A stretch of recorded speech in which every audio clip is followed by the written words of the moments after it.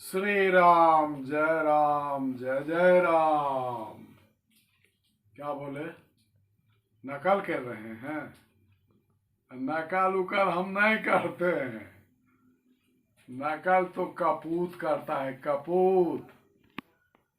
Leak leak गाड़ी चले, leak ही चले कपूत, लीक छाड़ तीनों चले, शायर सिंह सपूत। तो भाई हम नकल उकल नहीं करते हैं, लकीर का फकीर हम नहीं हैं।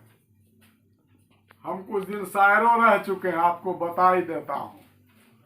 शायरी किए हैं बहुत दिन तक हैं। और जब हम शायरी करते थे ना तो बहुत भीड़ आती थी, बहुत भीड़। समझते हैं?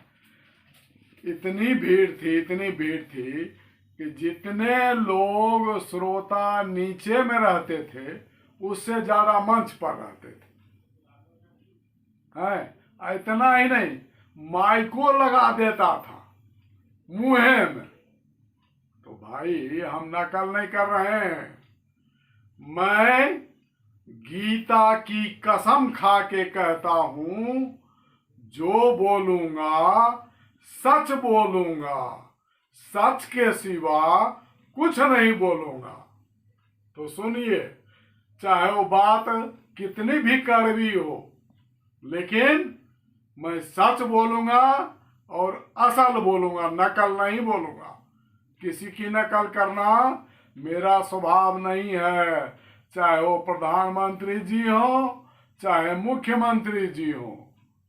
तो सुनिए, कड़वी बात भी हो तो हम बोल देंगे, आपको बुरा लगे चाहे अच्छा लगे। तो सुनिए, कड़वी बात से ही शुरू करते हैं। कहाँ भाग रहे हैं? हम मोबाइल को भगा रहे हैं। अभी आपके सामने जानवरी प्रवृत्ति वाला, मतलब आप समझ रहे हैं कि नहीं, होशियार आदमी है, यानी अधनंगा सीन, गंदा दृश्य आपके सामने आ जाएगा तो आप आंख फाड़ फाड़ के देखिएगा और देखते रहिएगा जब तक आप अकेले रहिएगा। और हम सुमति वाली बात कर रहे हैं तो आप भाग रहे हैं और भगा रहे हैं। देखिए भाई, मोबाइल का दुरुपयोग नहीं करना चाहिए। मोबाइल कोई बुरी चीज नहीं है, बहुत अच्छी चीज है। चलना न जाने तो अंगना टेढ़ा। भाई आपको चलना नहीं आता है, मोबाइल का सदुपयोग करना नहीं आता है, तो बोलते हैं मोबाइल खराब है। मोबाइल तो दुनिया का सबसे बड़ा आश्चर्यजनक और लाभदायक आविष्कार है। लेकिन आज मोबाइल का जितना सदुपयोग हो रहा है उतना, बल्कि उससे ज्यादा दुरुपयोग हो रहा है। मोबाइल के कारण दुनिया भोग में डूब रही है, दुनिया निस्तेज हो रही है। अर्धनग्न या पूर्ण नग्न कहिए, दृश्य देखकर दुनिया अपना तेज गंवा रही है। आपको मालूम है, हमारा आपका ये चेहरा जो है ना, सबके सामने कुछ अलग है। सबके सामने तो सब सज धज के, लीपा पोती करके, नकाब लगा के जाते हैं, लेकिन अकेले में उनका नकाब उतरता है, असली चेहरा दिखता है। आप अपने दिल पर हाथ रख कर कहिए कि अकेले में क्या देखते हैं और क्या क्या करते हैं। तो भैया, मोबाइल का ये दुरुपयोग है जो अकेले में होता है। लोग रात रात भर जाग रहे हैं और अपना स्वास्थ्य गंवा रहे हैं, तेज स्खलित हो रहा है, दुनिया निस्तेज हो रही है, तेजहीन हो रही है। दुनिया मतलब दुनिया के निवासी। ध्यान से सुनिए, कोई नहीं बचा है। बच्चा, बूढ़ा, जवान, स्त्री, पुरुष, विद्यार्थी, छात्र, छात्रा, शिक्षक शिक्षिका कर्मचारी कर्मचारिणी सब मोबाइल के दुरुपयोग में फंस गए हैं, और ऐसा फंसे हैं कि अपना स्वास्थ्य गंवा रहे हैं, रात रात भर जागते हैं। और सुनिए, ये स्वास्थ्य का आयुर्वेद में 3 ही आधार है, 3 ही स्तंभ है, 3 ही खंभा है। ध्यान से सुन लीजिए। जीवन बढ़ाना है, आयु बढ़ानी है, स्वस्थ रहना है, तो इन 3 चीजों का पालन कीजिए। पहला ब्रह्मचर्य, दूसरा भोजन, तीसरा नींद। आपकी नींद गायब हो रही है, ब्रह्मचर्य स्खलित हो रहा है, तो ये दोनों गायब होगा तो भोजन कहां से कर पाइएगा। अब भोजनों गायब हो जाता है इन दोनों के परिणाम स्वरूप। तो आज दुनिया में आगे बढ़ना, जो अच्छे विद्यार्थी हैं या अच्छे लोग हैं, बढ़िया मन को संयमित करने वाले जो व्यक्ति हैं, उनके लिए दुनिया में आगे बढ़ना आसान हो गया है, क्योंकि सब तो तेजहीन हो रहे हैं, निस्तेज हो रहे हैं मोबाइल के दुरुपयोग के कारण। लेकिन मोबाइल को दोष देते हैं, दोष अपने मन का है। मोबाइल को दोष मत दीजिए। आपके हाथ में चाकू है, अगर आप उस चाकू से आत्महत्या कर लेंगे तो इसमें चाकू का दोष थोड़े है, इसमें तो आपका दोष है। मन को पकड़िए, समझ रहे हैं। अच्छी चीज को भी बुरी चीज हम बनाते हैं, और चाकू मिला है आत्महत्या करेंगे तो चाकू की गलती नहीं, आपकी गलती है। आप आत्महत्या कर रहे हैं मोबाइल के द्वारा। मोबाइल का सदुपयोग करके आप जीवन दान पा सकते हैं, और दुरुपयोग करके अपना काल बटोर रहे हैं। तो काल मत बटोरिए, समझ रहे हैं। ये जैसे तुलसीदास जी ने कहा कि जो न तरय भव सागर, नर समाज अस पाई, सो कृत निंदक मंदमति, आत्महन गति जाय। तुलसीदास जी ने कहा है कि अच्छी चीज का सदुपयोग करेंगे तो जीवन दान मिलेगा, और उसी का दुरुपयोग करेंगे तो आत्महत्या के समान होगा। जैसे ये मनुष्य शरीर है, मनुष्य शरीर का सदुपयोग करेंगे तो आपको ऊपर की ओर बढ़ते ही जाएंगे, आपको ऊपर की ओर बढ़ने का मौका मिलेगा, नहीं तो आप पतन के गर्त में चले जाएंगे। आत्महत्या जैसी स्थिति आपकी होगी, आत्महत्या जैसा पाप आपको लगेगा। तो भाई, ये जो है मोबाइल अच्छी चीज है, इसका सदुपयोग करना चाहिए, न कि दुरुपयोग। संसार में बहुत सी अच्छी चीजें हैं, लेकिन उसको किस तरह से भोगें हम, ये तो हमारे मन के ऊपर है। मैं मना नहीं करता, सारी इंद्रियों का सुख भोगना भी मनुष्य के लिए आवश्यक है, लेकिन कैसे? ध्यान से सुनिए, भोगिए, अतृप्त मत रहिए, तृप्त होइए।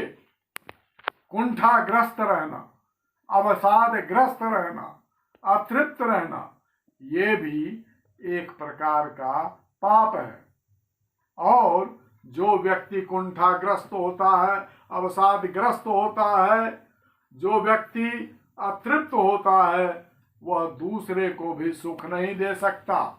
लेकिन कैसे? हिसाब से। रस एक नहीं जग में अनेक विदित हैं, कुछ स्वाद हेतु कुछ पाथ्य हेतु समुचित है। भोगे इंद्रिय जो भोग विधान विहित है, अपने को जीता जहां वहीं सब जित है।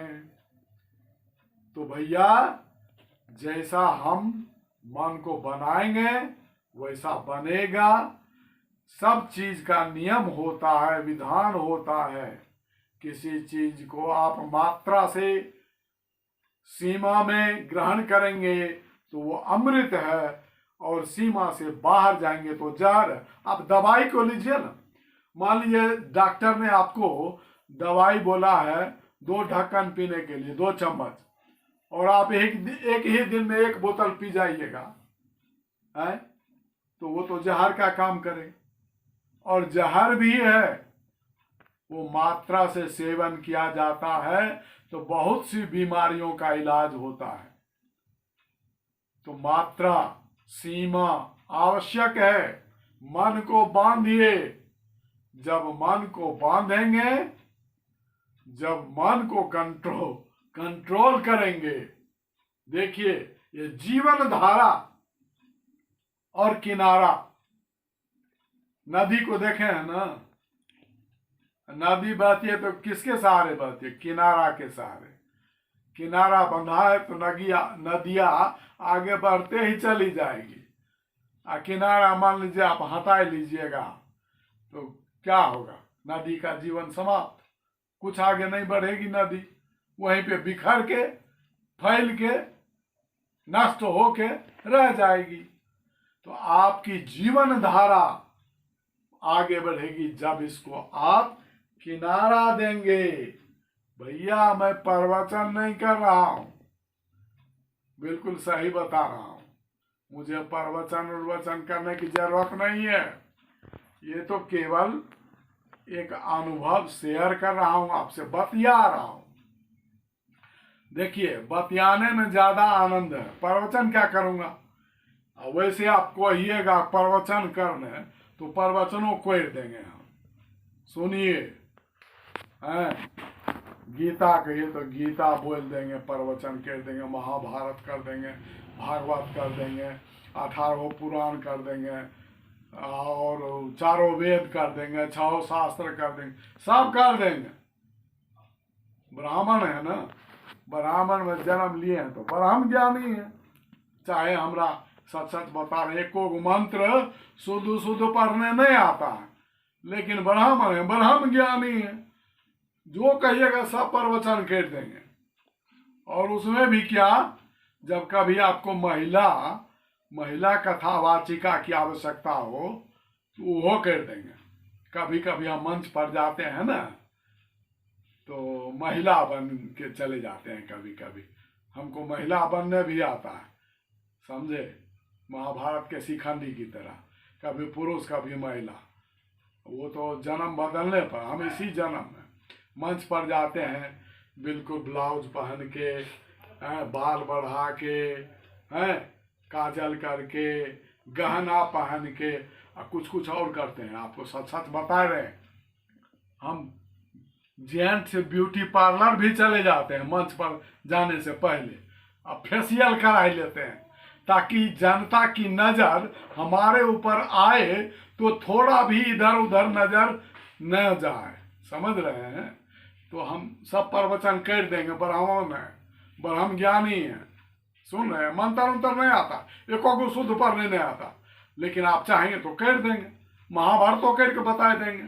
तो सुनिए ध्यान से, हम जो बोल रहे हैं वो प्रवचन नहीं कर रहे हैं। और आप कहिएगा कि हम मजाक उड़ा रहे हैं, मजाक कर नहीं उड़ा रहे हैं।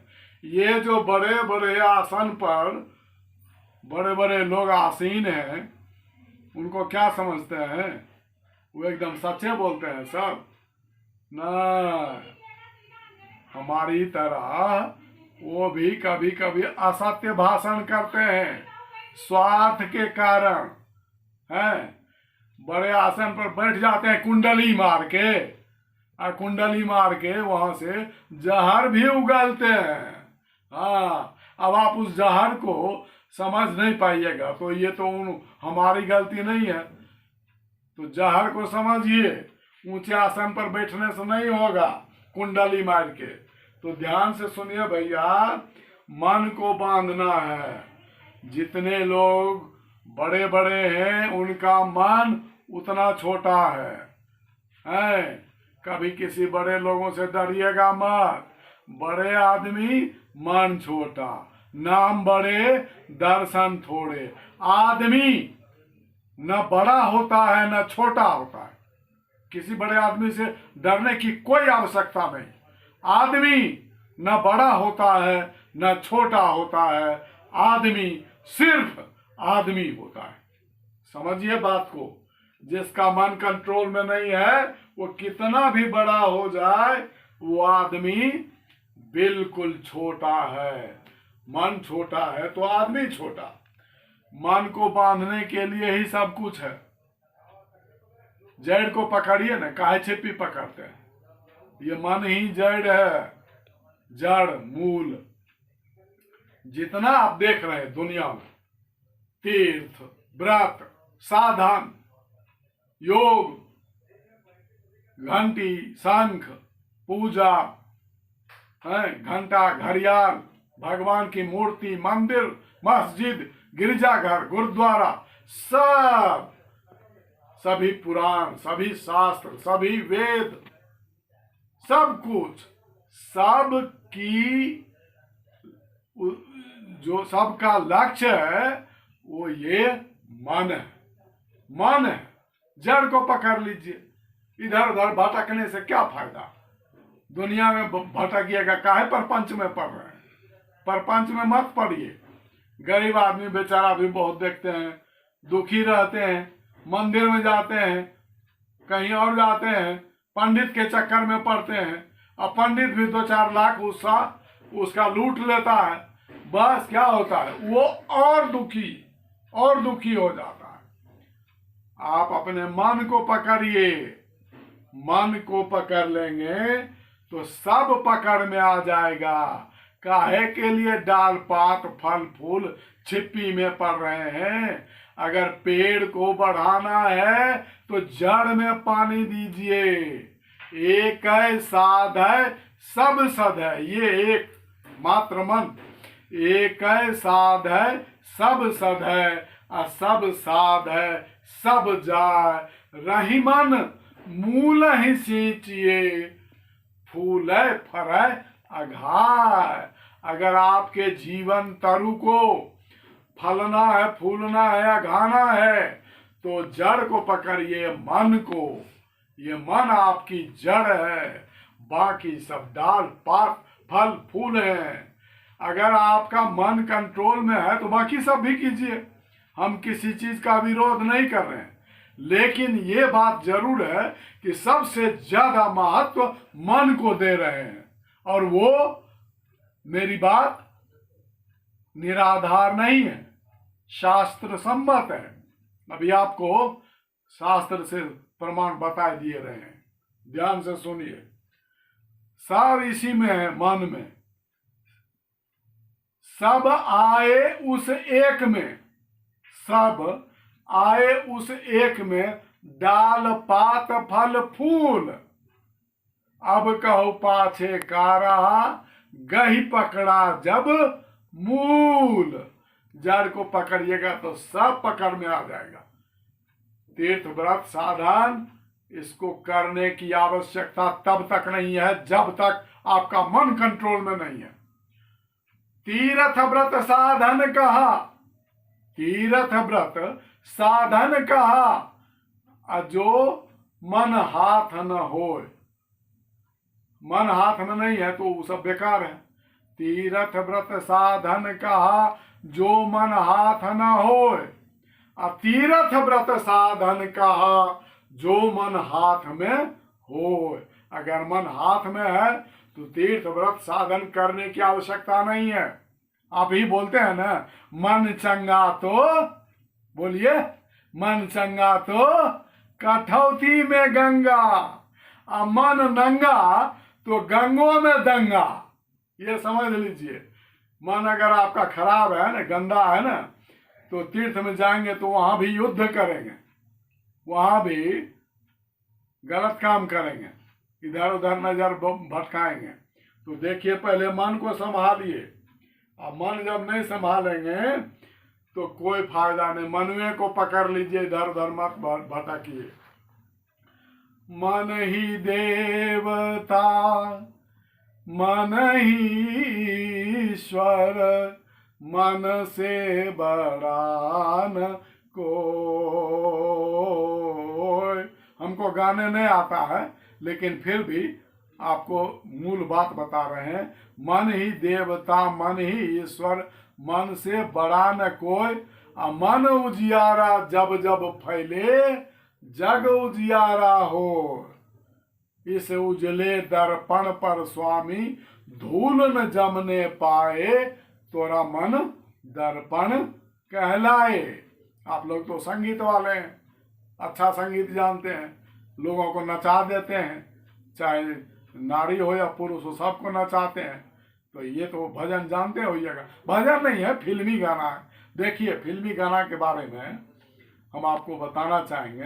कुछ लोग जो लकीर के फकीर, हम साहब बोलते हैं, लकीर के फकीर है ना, वो फिल्मी गाना से घृणा करते हैं, लेकिन उनको मालूम नहीं है आजकल अपने देश में जितने स्कूल विद्यालय वगैरह हैं, अच्छे अच्छे विद्यालय, उसमें बढ़िया प्राचीन काल के फिल्मी गाने ही प्रार्थना के रूप में गाए जाते हैं। फिल्मी गाने ही।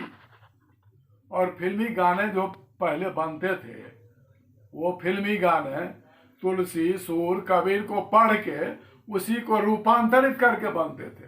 तो क्या गलत है? तुलसियों बाबा तो बोले हैं, मुकुर मलिन यारु नयन बीना, राम रूप देखाई के दीना। थोड़ा मन दर्पण कहलाए, या कहिए मुकुर मलिन और नयन बीना, एक ही बात है। जिसका मन गंदा है, यानी दर्पण गंदा है, धूल जमी है, उसमें राम रूप कहाँ से देखेगा? यानी जिसका मन गंदा है। तो भाई, फिल्मी गाना से घृणा नहीं करना है। हाँ, अब आप ये गाना गाइएगा आजकल जैसा कथावाचक लोग गा रहे हैं। क्या गाते हैं? बिन पिए मैं तो गिरा, हाय अल्लाह सूरत आपकी सुभान अल्लाह। वाह रे वाह! ये गाना गाइएगा तो कोई भी सच्चा हिंदू तो आपका साथ नहीं देगा। आपको ऐसे उठा के फेंकेगा ना कि मारीच की तरह यहाँ से, भारत से उड़ के चले जाइएगा, लंका में गिरिएगा। हिंदू फेंकेगा आपको। जब सूरत आपकी सुभान अल्लाह करेंगे, अब बिन पिए मैं गिरा। आपको और कुछ नहीं मिलता है फिल्मी गाना, यही सब मिलता है। कथावाचक बनते हैं औरत बन के, मर्द होके, कभी मर्द कभी औरत। सुनिए ध्यान से, हम जो कहते हैं बुरा लगे चाहे अच्छा लगे, और ज़्यादा कीजिएगा ना तो कोर्ट में जाइएगा। चलिए हम चलते हैं, हमको कोई डर नहीं है। जो हम बोल रहे हैं वो सारे सच्चे हिंदू वो आपको समझ रहे हैं। फिल्मी गाना गाना है तो एक से एक बढ़िया से बढ़िया फिल्मी गाना है, और सूरत आपकी सुभान अल्लाह करते हैं। सुनिए ध्यान से। तो ये फिल्मी गाना अगर नहीं है गाना है तो हम कहाँ कहते हैं कि आप गाइए, मत गाइए। लेकिन किसी धर्म को मानने वालों की आस्था को तोड़िए मत। जिस धर्म के बल पर, जिस धर्म के मानने वालों के बल पर आप इतना ऊंचा उठे हैं, उसी धर्म को लात मारते हैं। बड़े होशियार हैं। बात वही है, प्रभुता पाई जाहि मद नाही, नहीं को वश जन्मा जगमाही, प्रभुता पाई जाहि मद नाही। हिंदुओं के बल पर ऊंचा उठे और हिंदुओं को ही लात मारे, घमंड आ गया प्रभुता पाकर। तो ऐसा मत कीजिए। या तो फिल्मी गाना गाइए मत, और गाइए तो उच्च स्तरीय, मर्यादित और सात्विक गाइए, राजसी और तामसी मत गाइए। क्योंकि धर्म में सात्विक चर्चा होती है, राजसी और तामसी चर्चा करने वाले फेंक दिए जाते हैं, लात मार दिए जाते हैं पूरे हिंदू समुदाय के द्वारा। तो मैं आपको बताना चाहूंगा कि भगवान को मान दीजिए, मन को कंट्रोल कीजिए, और मन की ही जरूरत है भगवान को, और किसी चीज की जरूरत नहीं। देखिए भगवान को क्या कमी है बताइए ना भाई। वो तो 14 भुवन एक पति है? भुवन अनेक रोम प्रति जासु है। ये जिसके एक एक रोए में अनेक ब्रह्मांड है, उनको आप क्या दे दीजिए? केला, छोहारा, किशमिश, दक्षिणा। अरे भाई, द्रव्य और दक्षिणा की जरूरत नहीं, कपड़ा लत्ता की जरूरत नहीं है। ये मन दीजिए, मन। ध्यान से सुनिए, मैं ही नहीं बोल रहा हूं, सारे शास्त्र बोल रहे हैं, बाबा तुलसीदास बोल रहे हैं। उनको मन चाहिए और कुछ नहीं चाहिए, धन नहीं चाहिए। ध्यान से सुनिए, भगवान राम को क्या नहीं है?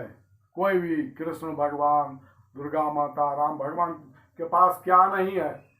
राम काम सतकोटि सुभगतम, दुर्गा कोटि अमित मरदम, विधि सतकोटि सृष्टि निपुनाई, विष्णु कोटि समपालन करता, रुद्र कोटि सत सम संहरता, धनद कोटि सत सम धनवाना, अमाया कोटि प्रपंच निधाना। काहे माया के प्रपंच में पढ़ते हैं? माया के प्रपंच के मालिक हैं भगवान। उनको आप माया देंगे, धन देंगे? अरे वो तो करोड़ों माया के से बढ़कर वो प्रपंच वाले हैं, उनके पास कोई कमी नहीं है। हाँ, एक चीज की कमी है, एक चीज की कमी है। भगवान के पास भी कुछ न कुछ कमी है, वो एक ही चीज की कमी है, आपको बता देते हैं। तत्व प्रेम कर मम अरु तोरा, अजानत प्रिया एक मन मोरा, सो मन सदा रहत तो ही पाही, अजानु प्रीति रसु इतने ही माही। भगवान का एक ही मन है और वह मन भगवान ने सीता मैया को दे रखा है।